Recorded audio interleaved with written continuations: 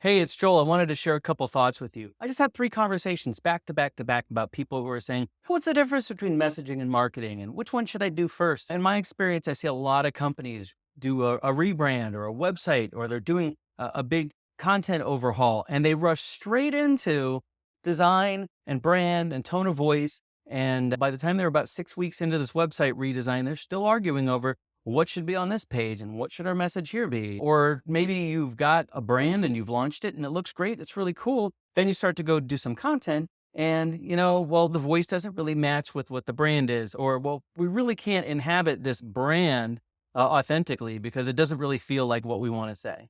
And that's because people, again, they're putting the cart before the horse a little bit.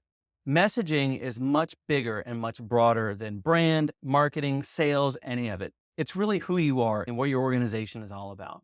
So that's why I really highly advocate people to do some messaging introspection first. That's why I call what I do message therapy. We get everybody in the room.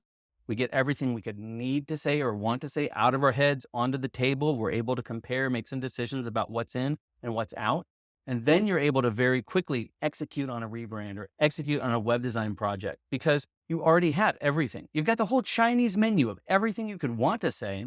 All you need to do is put together the combo platter of what it is that you should say right now. Having a messaging system in place lets you do that. It lets you actually launch minimally viable campaigns and maybe stand up an outreach or just do a couple one-on-ones to test the message in the market before you spend big marketing agency overhead and before you build assets and before you start paying for trademarks. So I would highly recommend everybody take a look at your messaging, especially as we're going into Q4 and going into next year. You're going to want to make sure that you have a message that gets you noticed, that gets you remembered, that gets results.